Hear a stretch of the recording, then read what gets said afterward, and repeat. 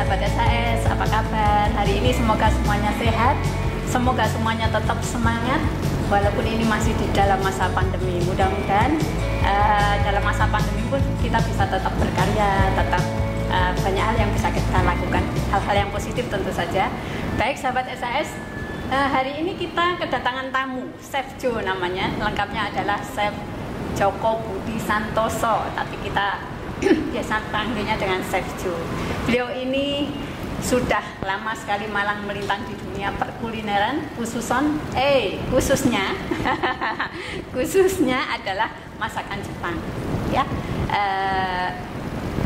Dari restoran, kemudian ke hotel, kemudian akhirnya berwirausaha, sampai juga ada banyak kegiatan-kegiatan lainnya di luar.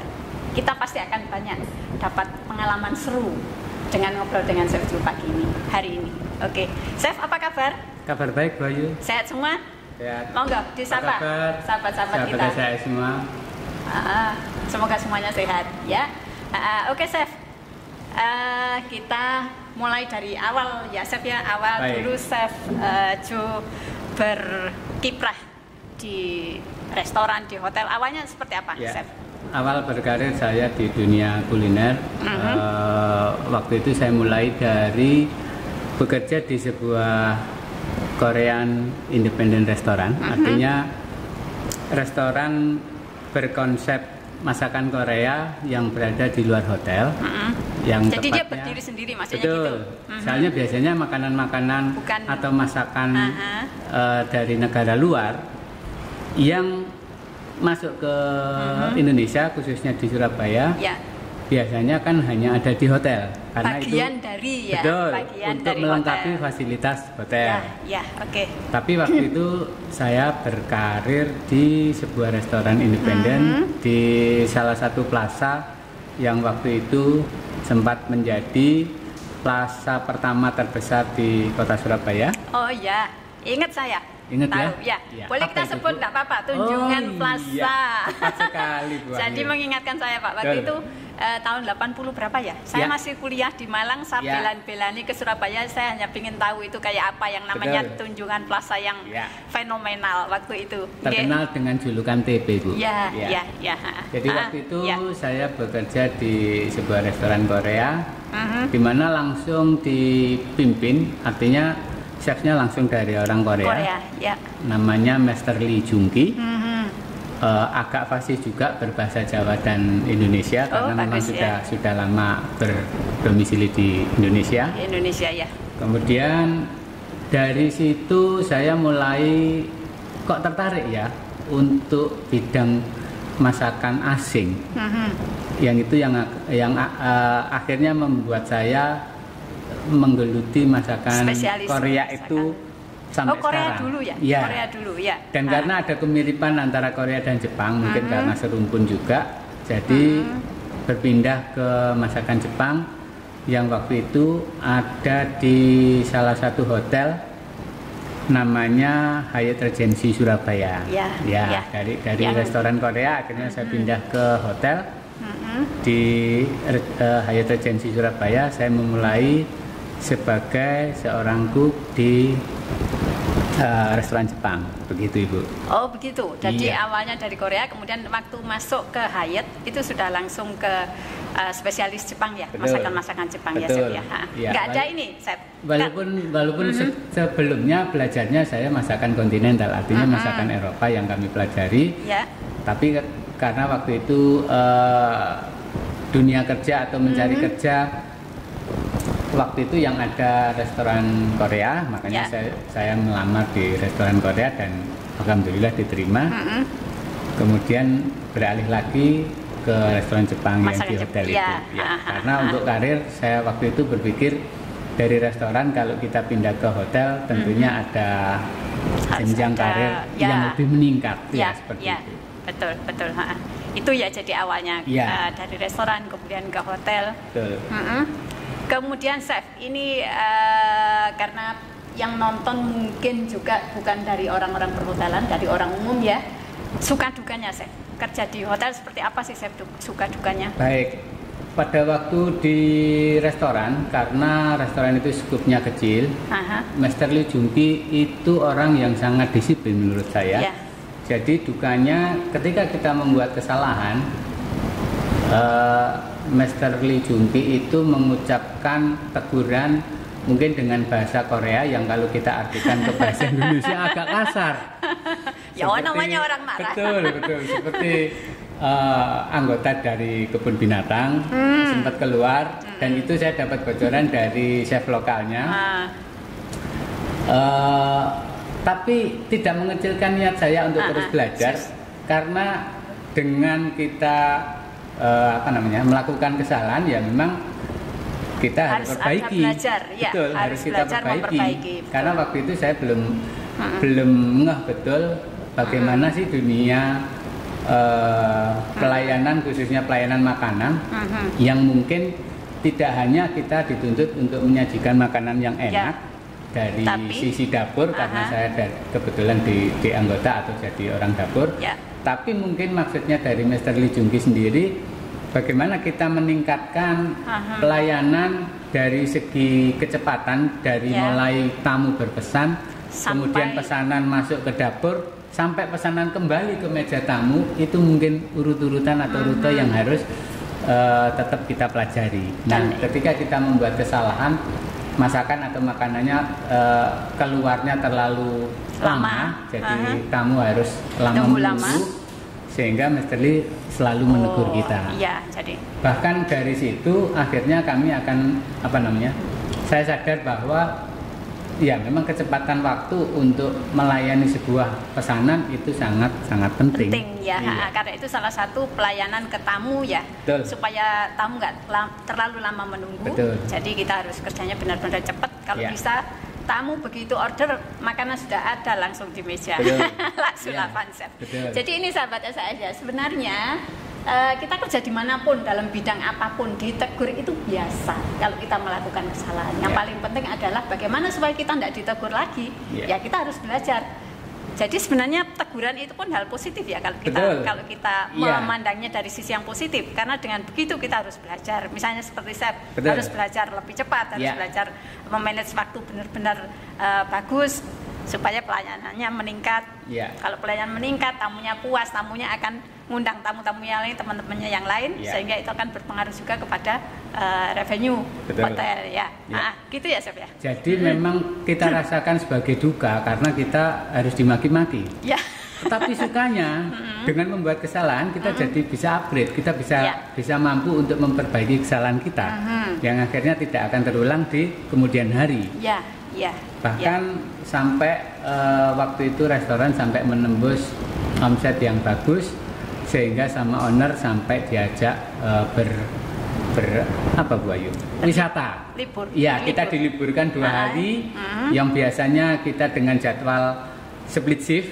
Jadi hampir setiap hari kita ketemu teman, kita harus bekerja, istirahat di siang hari, sore hari balik lagi sampai bosen ibaratnya begitu. Karena omsetnya nembus dari target yang diminta atau diharapkan dari owner, akhirnya owner mengajak kita untuk berwisata waktu itu. Jadi sukanya ketika kita mencapai target, kita bisa bersenang-senang. Dukanya ketika kita kerja lagi rame, kita capek pasti. Tapi ketika kita melakukan kesalahan, ditegur.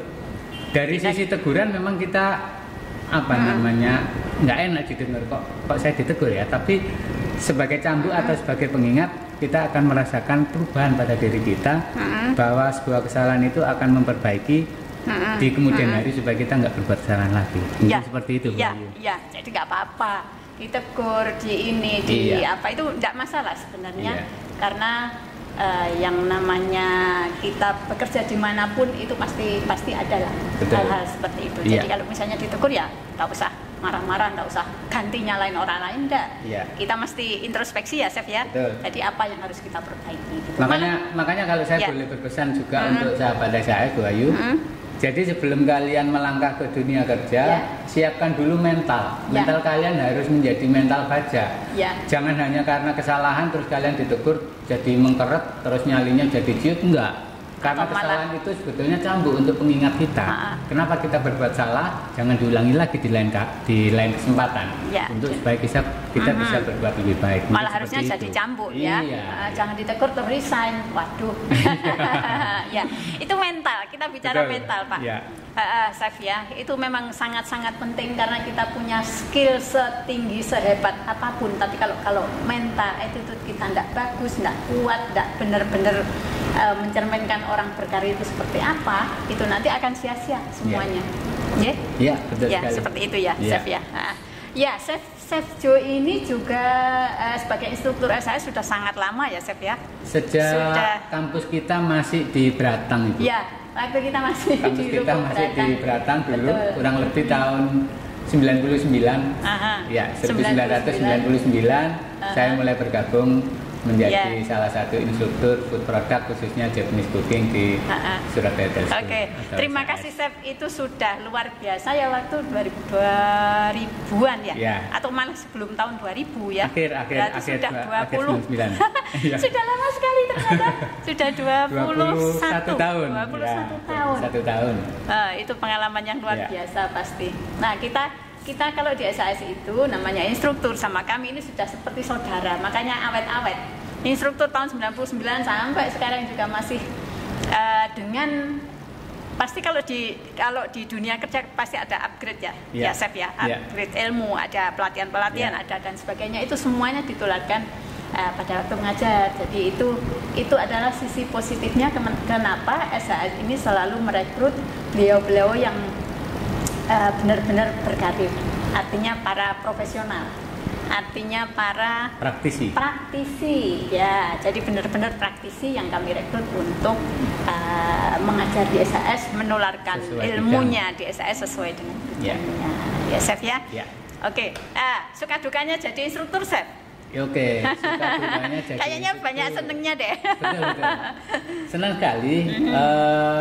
Kalau saya bicara sukanya, setiap kali ganti gelombang, artinya saya harus bertemu dengan siswa-siswa baru. Saya harus mengadaptasi bagaimana tipikal karakter siswa-siswa saya. Dukanya ketika kita menemukan salah satu anggota atau salah satu siswa di dalam satu kelas itu ada yang kurang bisa menyesuaikan dengan kondisi proses belajar mengajar. Saya sadari betul bahwa kalian yang masih belajar pasti masih dalam usia atau fase-fase remaja, di mana itu jati dirinya mungkin masih belum ketemu betul, Bu, masih labil. Kalau orang Surabaya bilang itu ndablek, pasti ada salah satu di dalam kelas itu ada yang ndablek, yaitu saya maklumi. Karena itu adalah tantangan juga. Bagaimana saya bisa merangkul supaya satu kelas saya utuh harus semuanya lulus. Artinya begitu kan? Jadi kalau kita tanya atau kita membahas suka duka sebagai instruktur di SAS, lebih banyak sukanya. Karena mereka juga pasti dalam proses belajar harus mengenali siapa instrukturnya, harus mengenali materi apa yang kita ajarkan. Tentu mereka juga dituntut untuk beradaptasi. Tapi begitu mereka kenal siapa saya, bagaimana tipikal saya, kok kayaknya selama ini lebih banyak sukanya, nggak ada dukanya. Gitu ya. Begitu, baik. Jadi begitu sahabat. Kenapa kadang di dalam pelaksanaan proses belajar mengajar di SAS itu ada kendala-kendala, itu biasa. Karena apa? Karena yang masuk ke sini, Chef, itu adalah mereka dari benar-benar background yang beragam. Jadi ada yang dari SMK aja kan sudah macam-macam. Ada dari listrik, otomotif, las, bubut, komputer, multimedia dan sebagainya. Dari bisnis, ekonomi dan sebagainya. Kemudian dari SMA juga bisa IPA, IPS, bahkan banyak juga yang dari madrasah ya, dari madrasah. Kemudian kemudian juga ada mereka yang sudah bekerja sebenarnya tapi ingin benar-benar dapat ilmunya dari SAS. Kemudian juga ada ini ada S1, ada sarjana juga yang masuk berkarir yang masuk ke SAS dan akhirnya benar-benar mendapatkan karirnya, benar-benar mendapatkan pekerjaan dengan posisi yang bagus dengan keterampilan dari SAS. Jadi di dalam proses belajar mengajar pasti banyak hal lah yang tapi luar biasanya saya pasti itu jadi kebanggaan bagi semua instruktur atau siapapun pendidik melihat anak-anak yang dulu dikatakan Sergio misalnya ini dablek tapi akhirnya sekarang sudah punya sukses berkarir, sukses berwirausaha. Itu rasanya sudah nggak bisa tergambarkan ya Chef ya. Jadi seneng lah lihat anak-anak sukses, lihat ketemu lagi, oh Pak Chef saya sekarang sudah berkarir di sini, Chef saya sudah punya usaha sendiri, Chef saya sudah ini sudah itu luar biasa rasanya ya. Jadi itu kepuasan yang nggak terukur ya Chef ya. Jadi lihat mereka sukses itu benar-benar sesuatu yang luar biasa. Tapi yang jelas semuanya harus dengan kerja keras, dengan semangat dan harus benar-benar serius menekuni apapun bidangnya. Saya rasa semua memang harus ditekuni dengan serius, dengan benar-benar fokus ya. Apalagi kita tantangan ke depan ya Chef ya. Tantangan ke depan ini sudah benar-benar ya. Ini luar biasa, luar biasa tantangannya. Tapi mereka yang kreatif, mereka yang fokus, mereka yang benar-benar ini pasti ada jalan keluar. Oke Chef. Nah. Sekarang ya dari hotel, kemudian dari restoran ke hotel, kemudian juga nyambi jadi instruktur, kemudian malah sekarang berwirausaha. Nah, ini dia. Ini luar biasa inspirasi untuk kita. Kenapa Chef akhirnya beralih kemudian setelah malang melintang di restoran, di hotel, kemudian beralih menjadi berwirausaha di Noodle and Stick. Nah, yuk kita dengar ini. Baik. Ceritanya dari Chef Chu ini. Iya, dari awal yang tadi saya ceritakan, kebetulan menu-menu di restoran Korea itu tidak jauh dari panggangan. Jadi seperti grill ya.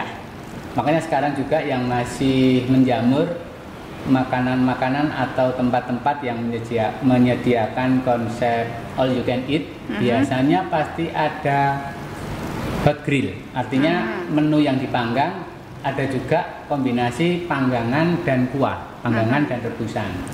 Jadi yang dicelup-celup itu sama yang di-grill. Nah, dari situ awalnya saya mulai berpikir, ternyata enak ya kalau kita punya usaha menu-menu dengan konsep panggangan. Awalnya dari situ. Tapi karena waktu itu kita masih berkarir dan kita masih punya tanggung jawab di satu perusahaan, keinginan untuk berwirausaha atau membuka usaha sendiri itu sudah lama. Tapi karena ya sambil kita mematangkan mental, khususnya kalau kita yang ingin memulai usaha sendiri, kita harus punya mental yang benar-benar kuat. Jangan hanya berharap semuanya bisa berjalan instan. Kita membuka usaha 1 tahun bisa balik modal, itu adalah sangat amazing, sangat fantastis kalau itu bisa terjadi. Tapi karena masing-masing orang punya karakter yang berbeda, seperti saya juga sebetulnya keinginan untuk memulai usaha itu sudah lama, tetapi karena saya masih berkarir di hotel, terakhir di 2008, saya memulai usaha saya Noodle and Stick ini dari tahun 2007. Jadi sebelum benar-benar resign sudah mulai buka, mengakhiri karir di dunia perhotelan, saya sudah mulai merintis usaha saya. Bahkan waktu itu di tempat saya tinggal mungkin belum ada pesaing, jadi satu-satunya saya yang membuka usaha itu, sehingga waktu itu omset sangat bagus. Sebelum akhirnya tantangan demi tantangan, termasuk saat pandemi yang sudah hampir 2 tahun ini masuk ke negara kita, ke semua industri, khususnya di industri kuliner, pasti merasakan imbasnya. Tapi saya tidak berkecil hati karena juga dengan perjalanan karir waktu saya bekerja ikut perusahaan, ketika kita mengalami pasang surut, bagaimana kita harus menghadapi, ya dari situlah saya juga akhirnya bisa belajar ketika kita lagi mendapatkan omset atau revenue yang bagus, ya kita harus banyak harus banyak menabung. Tapi ketika kita jatuh di revenue yang sedikit atau omset yang kecil, kita tidak boleh berkecil hati. Bahkan kita harus berdamai dengan keadaan. Kenapa revenue kita turun? Kenapa omset kita menjadi lebih sedikit? Kalau dibanding dengan misalnya kita punya evaluasi triwulanan, kenapa dari 3 bulan yang lalu kok omset hari ini kita turun? Ya kita harus kaji ulang, kita harus pelajari lagi kenapa itu terjadi. Makanya buat kalian, buat sahabat SHS semua yang kalian sekarang masih berkarir di dunia perhotelan atau dunia pariwisata, entah itu restoran, entah itu hotel, entah kapal pesiar, kalian harus lebih fokus karena usia kalian masih muda. Ketika nanti kalian sudah mulai berpindah atau beralih pikiran kalian, oh kayaknya aku ingin buka usaha sendiri, artinya kalian sudah punya mental yang kuat. Dengan masa kalian berkarir dengan fokus, saya yakin kalian akan bisa menjalankan usaha kalian dengan baik. Nah makanya ketika Bu Wahyu tadi bertanya kenapa saya beralih untuk berwirausaha, ya karena itu tadi, dengan perjalanan karir yang sudah lama, hampir 20 atau 25 tahun lebih, akhirnya saya juga punya pikiran kalau kita mengabdi di sebuah perusahaan dan perusahaan tersebut bisa tetap kokoh berdiri, kenapa kita dengan berbekal keterampilan yang kita miliki, kenapa kita nggak mencoba untuk membuka atau berwirausaha sendiri? Mungkin seperti itu. Jadi dari sana ya Chef ya. Tapi kembali ke mental ternyata juga ya. Betul. Mental itu yang paling penting. Sangat penting sekali mental. Ketika kalian bekerja di dunia pariwisata, tentu kolega kalian tidak hanya dengan teman, kalian pasti bertemu dengan orang-orang lain dengan berbagai karakter, khususnya ekspatriat atau bule. Bagaimana kalian harus memperlakukan atau melayani mereka dengan sebaik mungkin, itu yang harus menjadi pelajaran atau bekal kalian untuk nantinya ke depannya kalian mau bagaimana, khususnya kalian yang mau ingin buka usaha sendiri, ya itu harus kalian jadikan pelajaran. Mungkin seperti itu. Oke, Pak, ini ngomong berkaitan dengan pandemi ya Pak ya, tadi sudah sempat disinggung sedikit, pasti ada dampak lah. Ini tidak terjadi hanya di dunia kuliner ya, saya rasa semua lini dan di seluruh dunia pasti merasakan dampak dari adanya si COVID dan dampak adanya pandemi ini. Gimana Pak menyiasatinya supaya usaha tetap jalan? Kalau bisa malah sebaiknya lebih bagus lagi. Apa Pak upaya-upaya yang dilakukan? Jadi selama ini yang kami ikuti adalah informasi dari media sosial, baik itu dari WhatsApp maupun media online. Itu kita bisa membaca apa-apa saja yang kira-kira dibutuhkan di dalam menyiasati atau menghadapi situasi pandemi sekarang ini. Secara omset memang saya akui ada penurunan 30-40%. Tetapi secara kreativitas saya jadi ingin ingin berkreasi menambah menu. Jadi dengan cara jadi customer, saya sering melakukan tanya-tanya gitu, pendekatan kepada pelanggan, kira-kira apa yang mereka butuhkan. Dengan saya kombinasikan dengan artikel dari WhatsApp maupun media online yang saya baca. Ketika kita menghadapi pandemi atau wabah virus seperti sekarang ini, di tubuh kita membutuhkan asupan nutrisi dan gizi yang sangat tinggi. Maka dari itu akhirnya untuk saya imun ya Pak ya. Betul, untuk meningkatkan imunitas. Kadang-kadang saya menawarkan pelanggan itu, mau enggak ini menu mie noodle dan steak yang kami sajikan, sedikit saya tambahi sayuran dan saus tambahan yang ada beberapa campuran herbalnya, dengan harapan untuk meningkatkan imunitas itu tadi. Dan ternyata sambutannya bagus ya. Responnya bagus. Kemudian diulang, minta dikirim ke rumah karena anaknya suka ya, contohnya seperti itu. Akhirnya bisa meningkat dengan ini ya Pak ya. Juga mungkin kreativitas yang lain, artinya disiapkan beberapa menu pilihan lagi ya Pak ya. Jadi bukan hanya yang biasanya. Tidak hanya yang tertera di menu. Kami juga membuka kesempatan atau membuka penawaran untuk pelanggan kami yang khususnya yang makan di tempat. Kalau misalnya mereka menghendaki mau nambah sayur atau mau nambah apa sesuai selera mereka, kami layani. Gitu ya. Iya. Jadi pembeli sudah punya lebih banyak pilihan ya Pak ya. Lebih banyak pilihan. Oke, jadi itu salah satu solusinya. Jadi mental, kemudian kreativitas, memang harus benar-benar ya Pak ya. Betul. Jadi selama pandemi memang benar-benar ini harus jualan benar. Iya. Harus jalan. Iya.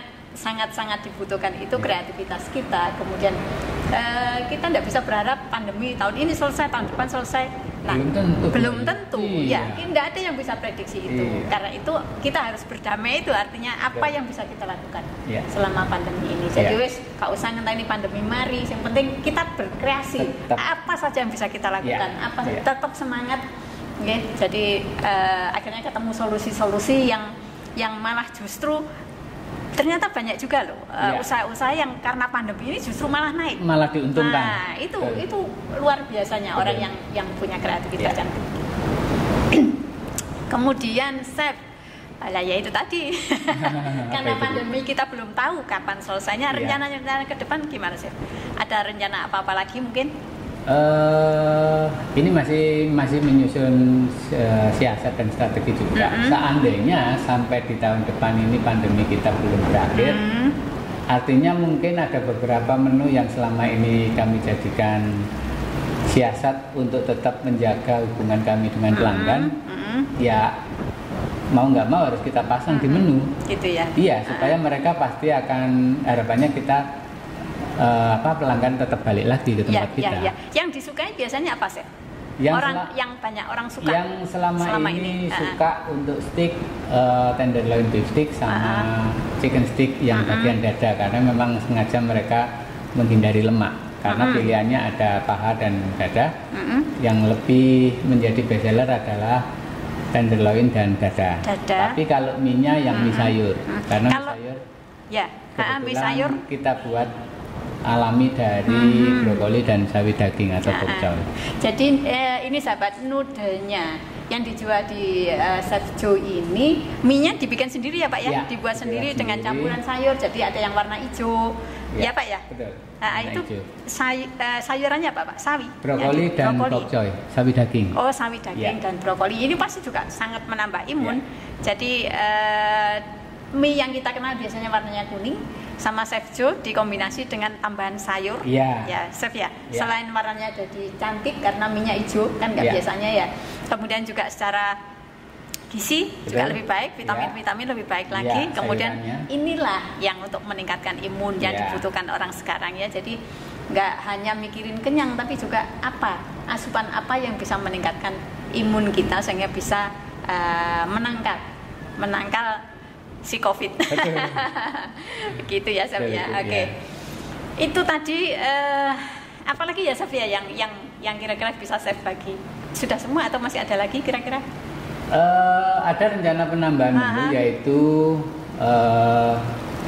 black noodle atau mie hitam. Oh, biasanya mie kuning, mie hijau, sekarang tambah mie hitam. Iya, rencananya dari bahan apa Chef hitamnya kok?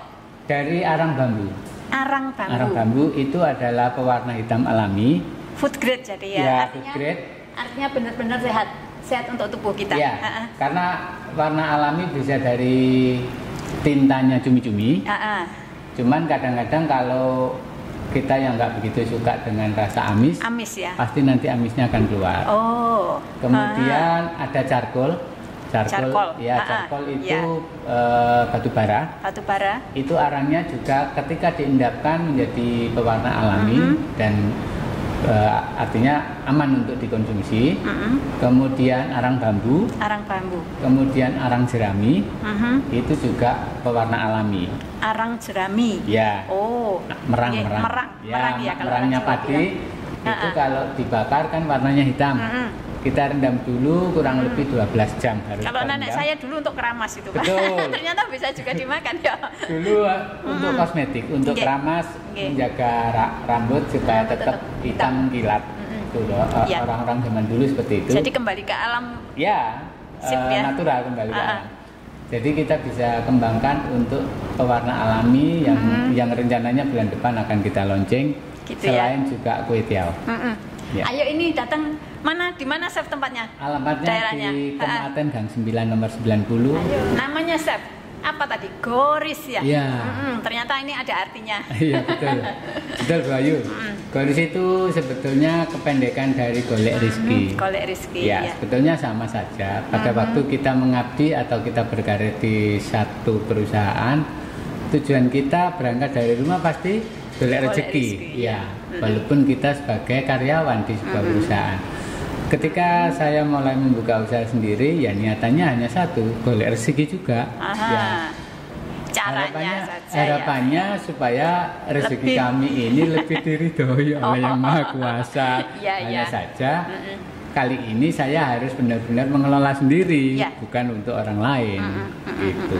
Tadi menunya ya Sabia noodle, ada mie noodle and stick. Untuk pilihan noodlenya kali ini sekarang ini hanya ada mie pangsit sama mie sayur. Mie sayur. Ya, terus kalau untuk ke depan mau ditambah lagi dengan yang mie hitam tadi. Ya, rencana bulan depan ini black noodle atau mie hitam. Mie hitam. Ya. Sama kue tiaw. Kue tiaw. Yang mie hitam Pak itu kan nggak biasa ya. Bapak sudah sebutkan tadi bahan-bahannya dari apa saja dan semuanya pasti food grade, pasti aman untuk dikonsumsi ya Pak ya. Ya Chef ya. Bahan baku nggak susah sih untuk bahan baku kebetulan selama ini gampang sekali dicari di sekitar kita. Gitu ya? Ya, kalaupun arang bambunya susah, kita bisa beli secara online. Ada distributor di Surabaya yang memang melayani untuk pewarna alami makanan. Oh gitu ya. Oh ya Chef, sekalian membahas soal online. Berarti bisa juga GoFood dan semacamnya di apa? Warung kami kebetulan sudah kami daftarkan, artinya sudah available dengan dunia online karena memang selama pandemi kita dituntut untuk membantu memasarkan produk kita secara online juga. Untuk GoFoodnya bisa langsung klik di Alagoris GoFood, tapi untuk di GrabFood masih belum terdaftar sebagai merchant. Jadi kalau ketika sahabat-sahabat saya ingin mampir tetap harus membayar tunai. Gitu. Tapi kalau yang lewat GoFood bisa pakai aplikasi. Bisa pakai aplikasi ya. Berarti artinya sudah akan lebih mudah lah. Mungkin yang rumahnya jauh dan sebagainya, mau jalan mager dan sebagainya, bisa GoFood aja ya. Itu tadi sahabat obrolan kita hari ini. Saya rasa banyak sekali yang bisa kita dapatkan ya Chef ya. Untuk yang berkarir di dunia, yang mau berkarir maupun yang sudah berkarir di dunia perhotelan ya. Baik di restoran, kafe, hotel, kapal pesiar dan sebagainya, dan juga berwirausaha. Rasanya pandemi ini bukan suatu hal yang apa ya, yang membuat kita akhirnya jadi berhenti. Enggak, kalau kita kreatif, kalau kita dituntut kreativitas, kemudian solusi ya Pak ya. Betul, harus cari solusi, berdamai dengan pandemi karena kita enggak hidup terus berjalan, kita enggak tahu pandemi berakhirnya kapan. Karena itu ya kita yang harus terus semangat. Mudah-mudahan selalu sehat, selalu semangat ya, sehat jiwa raga. Karena Chef Jo bilang mental harus bagus ya, dimanapun tempatnya, dimanapun kita berkarir ya. Oke, terima kasih banyak Chef waktunya. Terima kasih banyak. Mungkin lain waktu kita bisa ngobrol lagi, ketemu lagi dengan ini yang lain, dengan mie hitam yang lain, atau dengan topik yang lain. Ada kreasi-kreasi yang lain mungkin ya, untuk sahabat-sahabat yang tertarik dengan apa Pak namanya, Goris ala Goris, silakan bisa di aplikasi, bisa pakai GoFood, bisa mau datang langsung juga bisa, misalnya mau ngobrol-ngobrol sama Chef Jo. Selalu ini ya Chef ya. Bukanya jam berapa Chef? Bukanya dari jam 5 sore sampai jam 10 malam. Sampai jam 10 malam karena paginya Chef juga masih banyak kegiatan di luar. Begitu Chef, sukses selalu. Terima kasih. Ya, sukses selalu juga untuk teman-teman SAS semua, untuk sahabat-sahabat SAS. Jangan lupa tetap patuhi protokol kesehatan ya. Oke, salam sehat.